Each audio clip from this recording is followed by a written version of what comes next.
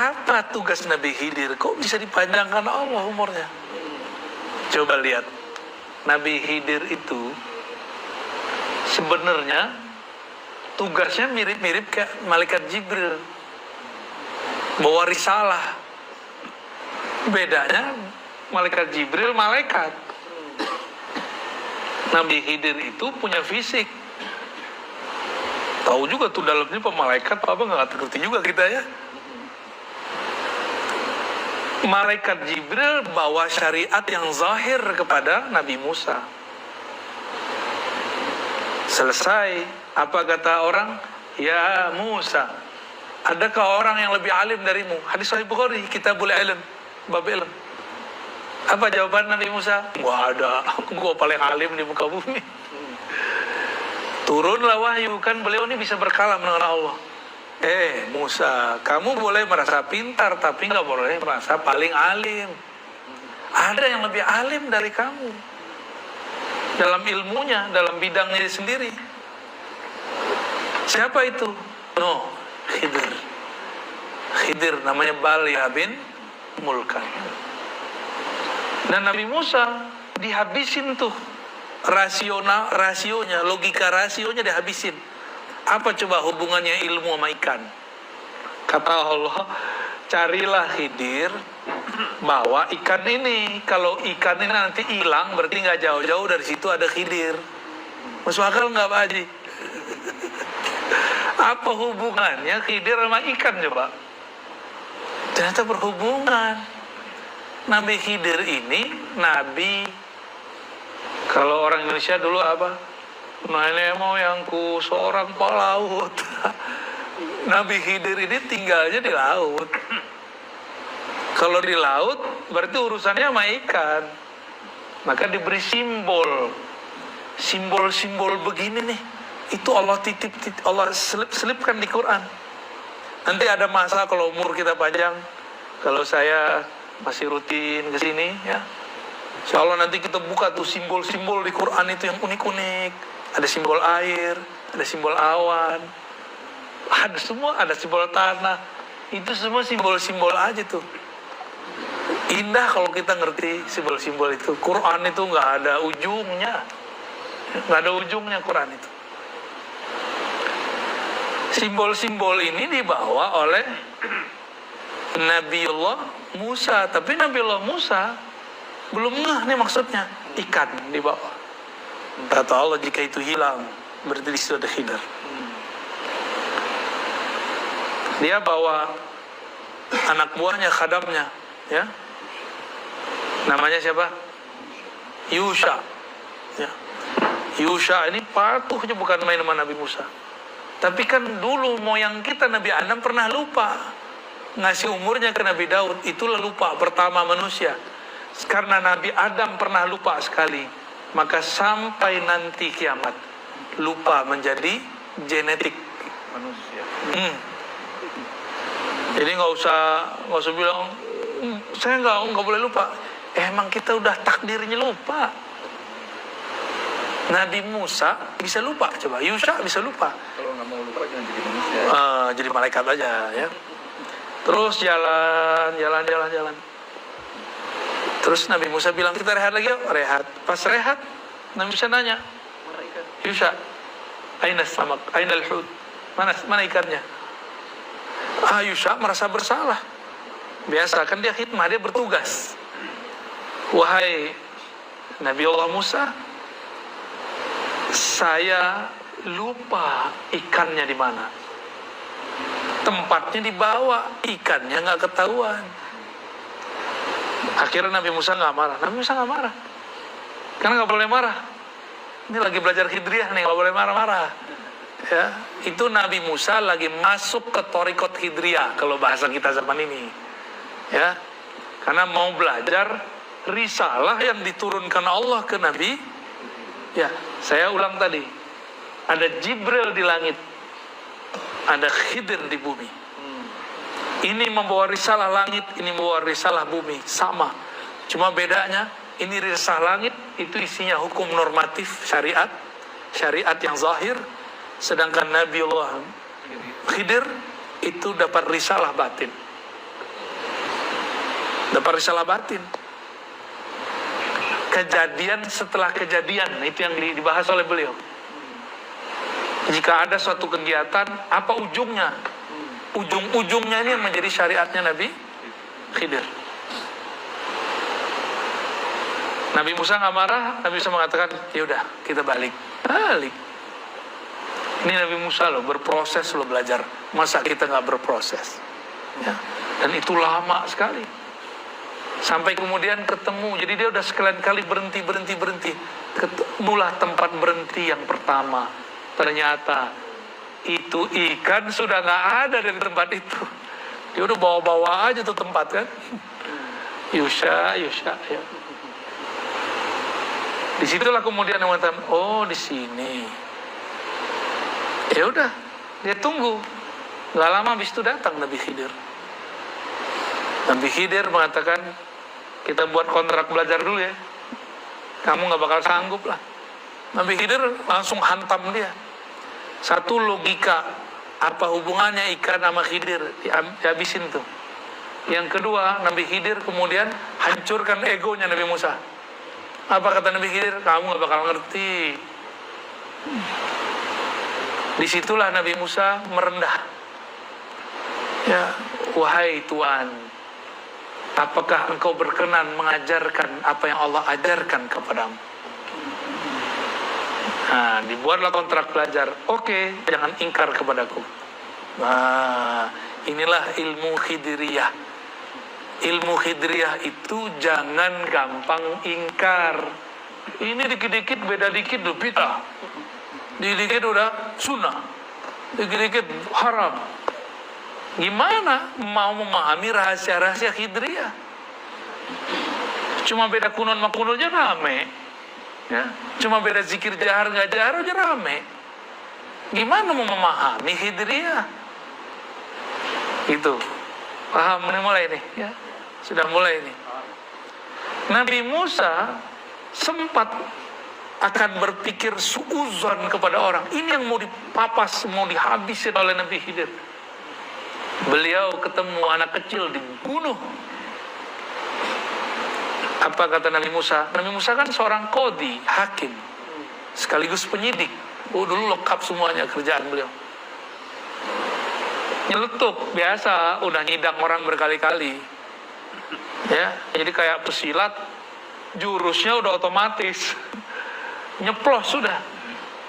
Hei, kenapa engkau membunuh nafsan zakiyah? Jiwa yang masih kecil, masih suci.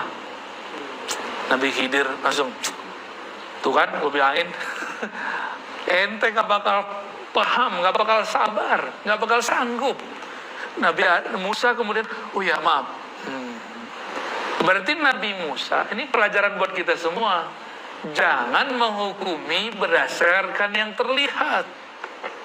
Lain yang dilihat, lain kejadian sebenarnya. Berikut besok. Dan itu bukan besok. Di kisah yang saya dapat dari guru-guru saya, itu bukan 3 kejadian itu. Antara satu kejadian ada kejadian kecil-kecil. Dan itu lamanya 6 tahun. Perkiraannya. Lamanya 6 nyantri kepada Kiai Khidir. Kiai Musa nyantri ke Kiai Khidir. Nabi Musa nyantri kepada Nabi Khidir. Masya Allah. Nabi masih belajar. Antum Nabi nggak? Hah? Udah Nabi belum? Masa nggak mau belajar? Belagu amat ya. Saya kan kuliah. Kuliah kan dulu. Kuliah akal. Kolbunya udah kuliah belum? Ruhnya udah kuliah belum? Talkinnya nanti ya. Belum sekarang. Itu tuh. Sabar dulu ya. Saya talkin itu ngitung ahwal kolbu aja, nggak bisa dibuat-buat. Kadang sekali ketemu jadi kayak kita kemarin ke Kalimantan.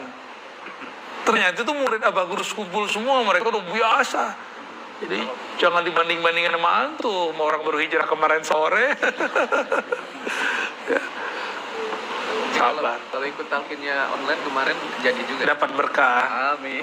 Nyambung. Cuma kan belum dapat ketemu fisiknya ya. Nabi Khidir di saat berikutnya menghancurkan kapal-kapal. Berikutnya bantuin orang tapi nggak minta upah. Nabi Musa ingkar terus. Nah, ini yang mau dihancurin nih. Jadi yang ingkar-ingkar itu sisi gelapnya Nabi Musa, sisi Bani Israilnya dia. Ini yang mau dihancurkan oleh Sayyidina Khidir. Ingkar suuzon, komentar sebelum selesai, komentar sebelum paham. Dia belum paham, udah komentar. Nah, berarti ini masih Musawiyah dia. Musawiyah pra-Khidriyah. Tapi kalau Musawiyah ba'da Khidriyah, wow, cakep bukan main, sempurna sudah. Selesai sekian tahun itu yang disimpulkan jadi 3 kejadian besar. Apa kata Nabi Khidir? Musa, mungkin ini pertemuan terakhir kita. Ya, hadza firaqu baini wa bain. Ini pertemuan terakhir kita. Menggigil tuh Nabi Musa. Gurunya udah nggak tahan, diingkari mulu sama muridnya. Sebel loh Pak kalau ada murid ngeyel-ngeyel gitu. Bener, sebel. Kalau orang nanya mana dalilnya, kita masih oke. Masa sih? Gue sebel kita dengerin gitu. Nah, masa sih begitu? Maka kadang-kadang antum nih sama istri, digituin sama istri, pasti emosi. Apa? Masa sih? Gitu ya. Jadi kalau suami istri debat, jangan pakai masa sih. Ya, itu ingkar namanya. Nanyanya, kok gitu sih? Gitu, boleh. Emang harus begitu? Nanyanya tanya konfirmasi, jangan tanya ingkari. Jangan istifham inkariyah. Ya, jangan pertanyaannya pertanyaan kayak menyudutkan gitu. Pertanyaan ingkar syak. Paling gak enak loh ngelayanin orang begitu. Paling gak enak ya. Saya paling sebel ngomong begitu tuh. Berarti sisi nafsiyah kita masih ada. Dijelaskan oleh Nabi Khidir. Itu anak pertama yang kita bunuh. Itu bukan saya, bukan urusan saya, bukan min amri. Dia itu kalau gede akan menjadi asbab orang tuanya kafir. Karena orang tuanya soleh, ada perintah dari Allah. Selamatkan nih keluargaku. Gitu. Diselamatin. Terus dikisos nggak? Kan seharusnya dikisos. Hukum Nabi Musa dikisos. Kalau dengan menyelamatkan ini dikisos nggak? Maka ada hukum kaku normatif, ada hukum yang tidak normatif. Kalau ditilang sama Pak Polisi, jangan galak-galak. Ya, salamin aja, ya Pak Polisi, maaf saya salah. Ntar ditanya, mau kemana Bang? Mau kemana Mau kemana Teh? Mau pengajian? Yaudah, sono. Nah, itu dia tuh. Dia kan ada rahmat di kolam dirinya. Tapi kalau gitu, apa lo? Gua gak salah kok, ngapain berhentiin? Tambah gregetan sama dikerjain sama dia. Ya. Ada kan orang begitu? Paling sebel yang begitu. Nabi Khidir karena tugasnya ngerjain Nabi Musa untuk merontokkan syaknya Nabi Musa, merontokkan rasa dia lebih alim, merasa alim. Jadi tugas risalah Nabi Khidir apa? Menghancurkan sisi nafsiyah. Apa arti nafsiyah? Penyakit-penyakit, tabiat-tabiat kedirian, keegoan. Nah, kita ini punya tabiat-tabiat buruk tuh di hati, ya. Ini harus disembuhkan lewat ilmu Khidriyah. Lalu coba sebelumnya itu kapal dihancurin. Itu kapal milik para suami. Kalau kapalnya berlayar di laut ada perompak, semuanya pasti dibunuh.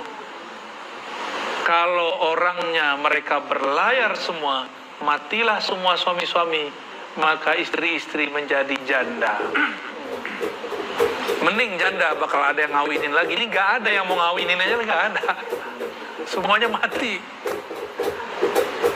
Maka takdirnya digeser. Jadi ilmu Nabi Khidir tadi tidak ingkar, menghancurkan syak, menghancurkan nafsiyah. Yang keempat, menggeser takdir. Jadi takdir bisa digeser. Takdir bisa seharusnya Indonesia ini udah hancur Pak dari kemarin. 2019 udah kayak Taliban gitu udah kayak Afghanistan, hancur udah. Perang saudara gitu, udah kayak Suriah seharusnya 2019 kemarin. Ini kalau ngitung takdir Pak, ngitung takdir. Lah kok yang bertarung satu jadi presiden, satu jadi menteri, itu kan aneh, itu takdir apa itu? Itu kalau nggak paham Hidriyah nggak ngerti. Kalau nggak ada wali-wali Hidriyah di sini, wali-wali yang punya ilmu Hidriyah di bumi ini, di negeri kita Nusantara ini, Indonesia sudah jadi Irak, sudah jadi Suriah, sudah jadi Libya, lewat sudah. Maka kita bersyukur walaupun hidung pesek-pesek begini, ada wali Pak di antara kita. Ya, ada wali di negeri ini. Mereka lah paku-paku bumi. Mereka lah pagar-pagar negeri. Ya. Jadi jangan lagi ngeluh jadi orang Indonesia, jangan lagi pakai puisi Khairul Anwar, aku malu jadi orang Indonesia. Itu kan kritik sebenarnya maksud beliau itu Khairul Anwar. Tapi orang salah paham, dikira kalau Anwar itu nggak nasionalis. Ya lagi-lagi gagal Hidriyah. Kita nyebutnya Hidriyah Pak ya. Khidir. Biar gampang. Jadi apa ilmunya tadi? Satu, tidak ingkar. Nggak langsung ingkar sebelum selesai kejadiannya. Terus hancurkan syak. Jangan gampang syak, ragu. Ketiga, menggeser takdir. Itu kan horor kan. Pertanyaan borongan sini, jadi panjang jawaban. Jadi tugas beliau itu, dan tugas itu belum selesai sampai sekarang. Makanya beliau masih ada. Tapi beliau di zaman Nabi Muhammad ngomong, anta minal abdal. Kamu itu abdal, aku ghausnya, aku kutubnya. Jadi di zaman wali-wali itu ada stratanya, ada wali ghaus, presiden para wali. Ada kutub, itu gubernur-gubernurnya lah, raja-raja lah di bawah presidennya ini. Lalu ada abdal. Di zaman Rasulullah disederhanakan semua, cuma ada kutub, ghaus, lalu abdal. Abdalnya Nabi Khidir. Ya, dan para sahabat-sahabat yang lain. Itu. Jadi Nabi Khidir itu pernah jadi sahabat Rasulullah. Maka ahlul hadis yang mengerti ilmu ma'rifat memasukkan Nabi Khidir ke daftar sahabat. Nabi Muhammad punya korin, korinnya masuk Islam. Korin itu kan jin. Jin itu nggak mati kalau dia nggak dibunuh. Korinnya beliau masuk Islam, sampai sekarang masih hidup. Itu kalau ada jin-jin mau masuk Islam, belajar sama korinnya Rasulullah. Ya, tahu tuh di mana korinnya. Itu kalau ada jin masuk Islam, ketemu murid Rasulullah langsung itu korinnya Rasulullah. Jadi sanadnya ke Rasul satu orang doang. Korin Rasul. Itu sanad torikot terpendek, torikot koriniyah.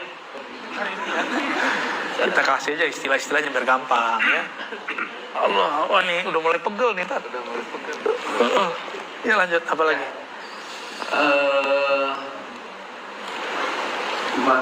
Sebetulnya pagi ini gue ada agenda lagi di Kamiskin, tapi masih ada dua. Yang pertama pendek sekali mungkin dari Pak Cepi Ismadia. Tolong dibacakan doanya Nabi Khidir untuk umat Muhammad. Allahumma diri umat Muhammad dan seterusnya. Kan antum udah hafal. Ya itu. Seterusnya. Jadi Imam Suyuti menyebutkan dalam risalah-risalahnya, Nabi Khidir ini berdoa. Apa doanya? Allah marham umat Muhammad. Ya Allah, rahmati, itu rahmat lagi ya. Sayangi umat Nabi Muhammad. Tuh penyayangnya Nabi Khidir sama kita kan? Ya Allah sayangi umat Nabi Muhammad. Kita umat Nabi Muhammad gak? Dapat doa Nabi Khidir. Supaya nyambung, amalkan yang tadi. Jangan gampang ingkar. Terus jangan syak. Hancurlah ego kita. Ya. Lalu tunggu aja takdir nanti bergeser. Ya. Dan nikmatin, ini takdir di Indonesia sudah banyak yang bergeser, Pak. Tsunami, wah udah banyak. Tsunami yang terjadi kan sekali. Kata Amerika bakal ada tsunami lagi kan? Nggak kejadian, itu takdir yang bergeser.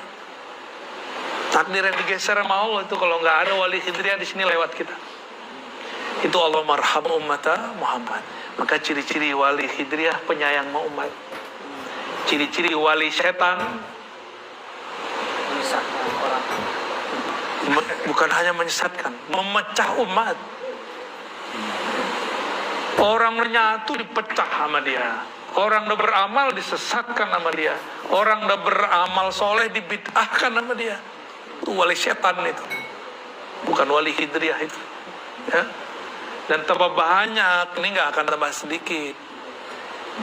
Ya, semoga Al-Ma'sum nanti rajin buat kajian-kajian Ahlus Sunnah yang sudah dapat nur Khidriyahnya. Ya, jangan sibuk hal-hal yang kecil-kecil lagi. Ini persoalan kita, umat kita sudah banyak ini. Ya, kita kembalikan. Kenapa ada surat Al-Kahf? Ceritanya cerita Khidir sama Nabi Musa. Itu kita praktekin sekarang. Ya, Allah marham umat Muhammad. Apalagi Allahumma aslih umat Muhammad. Ya Allah, islahlah umat Muhammad. Disatukan nggak mungkin, diislah mungkin. Jadi jangan bermimpi mau nyatuin umat. Saya ini dulu belagu amat. Mau nyatuin umat, mau nyatuin ustaz. Waktu saya masih remaja, ada salah satu mentor kami ingin menyatukan ustaz. Dua ustaz nih, satu LC Tamatan mana, satu LC Tamatan mana. Kalau saya masih LC Ciputat. Ya. Si mentor kita ini ingin mengislah dai-dai ustaz-ustaz. Maka dia undanglah makan bersama di rumahnya. Apa kata LC yang satu? Kalau ada dia, gue nggak hadir. Kata yang kedua, kalau ada Ustadz PA itu, saya nggak hadir. Akhirnya dua-duanya tidak, jamaahnya hadir semua. Jamaahnya kuciwo. Kita mikir, ini yang badung kita apa Ustadz kita sih? Ya. Yang bejat kami apa Ustadz itu? Yang nggak bisa dibenerin kolbunya kami, jamaahnya Pak Ustadz. Disitulah mohon maaf, saya sudah nggak percaya dengan performan penampilan. Saya nggak percaya dengan gelar-gelar kiai, Ustadz, LCMA, dokter. Saya udah nggak percaya. Saya percayanya dengan Khidriyah. Ingkarkah dia? Syakkah dalam dirinya? Egonya, ego nggak tuh? Ego kan dia lewat sudah. Kalau itu ada gelar nggak penting. Ya. Makanya jangan heran. Allah kalau mau membuat seorang terkenal, dibikin terkenal walaupun nggak tamatan sekolah agama, nggak tamatan IAIN, UIN atau Timur Tengah. Ustaz Arifin Ilham Allah bikin terkenal dengan zikirnya. Di Bandung ngajar hikam. Jurusannya elektro, ya. Ngomong kolbu, manajemen kolbu, sempat Allah naikkan namanya. Nggak nyantri, cuma santri kalong. Yang dokter-dokter di UIN kemana? IAIN mana? Dokter Azhar mana? Lewat sama popularitas dia. Karena dia berbicara rahmat. Ya, tapi namanya setan kan nggak akan diem. Diserang terus, dijebak terus. Ya, semoga Allah selamatkan ya para kiai, para masyaikh itu. Nggak akan dibiarin. Nggak akan dibiarin selamat. Saya ngomong begini nggak akan dibiarin diam. Antum dengerin begitu. Oh, setannya banyak tuh mencingin telinganya tadi pagi tuh. Untung sebelum tidur niat, ya Allah saya mau ngaji. Akhirnya kencingnya nggak masuk ke dalam. Kan begitu kata Nabi. Orang yang nggak bangun subuh, itu setan dia bulu ala udunai. Kencing, bahasa kasar banget ya. Emang begitu sih ya. Buang air kecil kencing di telinga. Sehingga kita nggak, jadi setan itu sampai sekarang masih berbuat seperti itu. Ada kencing, ada makan, ada kawin dia. Stres juga dia, ngerokok juga dia tuh. Stres, udah disesatin balik lagi. Udah disesatin balik lagi. Itu. Itu. Satu lagi.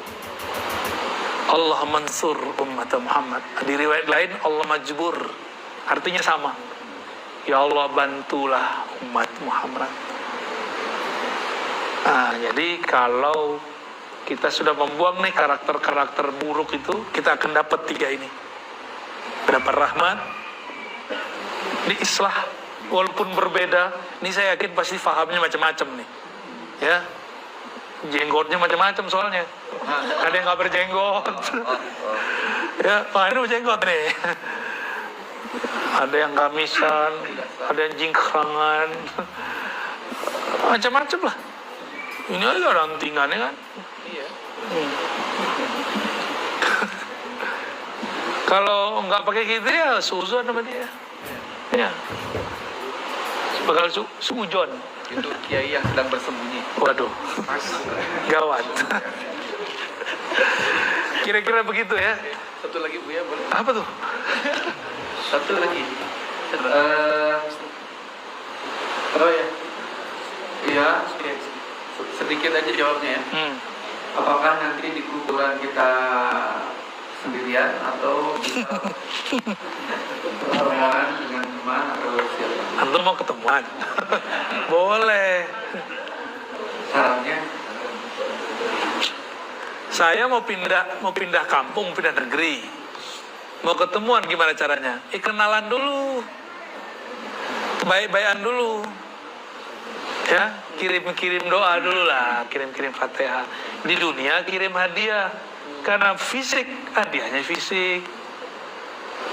Kalau dia sudah meninggal, kirim ke ruhaninya, Fatihah. Kalau guru masih hidup, jangan Fatihah doang. Ya. Masa guru ngaji kita Fatihah doang? Ya lapar juga dia. Jadi kalau punya guru ngaji di kampung, kasih hadiah Pak. Kalau kita pulang, bawa. Sekarang tuh orang butuh duit, kasih duit ya. Guru ngaji, guru agama, guru sekolah. Gak hanya guru-guru agama kalau bisa. Guru yang bikin kita bisa ngerti cara menjalani hidup. Kalau dia berduit, gak usah kasih duit. Mungkin kasih hadiah benda, barang. Ya. Tahadu. Saling berbagi hadiahlah kamu. Kamu akan saling mencintai. Itu guru orang kalau sering dikasih hadiah. Nih Ustadz nih dikasih hadiah seseorang, berkesan loh di hati. Pasti berkesan di hati. Teringat kalau doa, ya Allah orang ini baik sekali kepadaku. Tolong lancarkan urusannya. Gitu. Aku nggak bisa balas. Aku nggak bisa balas dengan materi. Ya Allah, Engkau yang bisa balas. Oh, kalau Allah yang balas kan enak banget. Ya, dia cuma ngasih materi. Ya Allah kasih materi dan imateri kan enak dapat doa orang soleh itu enak. Ya, tapi jangan syak. Masalahnya kita sering syak. Jadi mungkin gak ketemu, mungkin kalau di dunianya sudah baik, saling kenal, maka bergurulah, bersanatlah, berikhwahlah, bersaudaralah. Jangan nafsi-nafsi sendiri-sendiri, berjamaahlah walaupun kita pasti berbeda-beda. Ya, ini namanya islah, saling pengertian. Ya, terus kalau sudah meninggal kirim-kirim doa lah. Pasti nanti kita dipertemukan. Orang di alam kubur itu kan pindah alam doang. Pindah alam doang. Kalau urusannya beres di imigrasi Munkar Nakir, kita bebas lagi. Cuma kalau nggak beres, ya udah di situ lah, jangan down sampai nunggu syafaat datang. Ya, teman kita ditahan di imigrasi, kalau nggak punya kenalan di situ dipulangin. Ada kawan kita Ustadz ke Hong Kong, salah penjelasan, salah jawab ketika ditanya, kamu kemana, mau apa, siapa yang menjamin kamu? Salah jawab, dibalikin. Ya, masih mending dibalikin, ini ditahan Pak. Jadi Carilah kenalan, dan kenalan terbaik adalah baginda Rasulullah. Kita nggak bisa kenal Rasul kecuali lewat guru, maka kenalilah guru, gurunya punya guru, gurunya punya guru, nyambung kepada sang maha guru Rasulullah SAW. Untuk itu mari kita kirim Fatihah untuk guru-guru kita semua, ya, terutama sang maha guru Rasulullah SAW, untuk orang tua yang mendidik kita semua, untuk kawan-kawan yang dulu pernah membersamai, untuk semua yang hadir, semua yang berjasa ke dalam hidup ini. Ya Allah, sampaikan salam cinta kami, doa kami. Al-Fatihah. Alhamdulillah.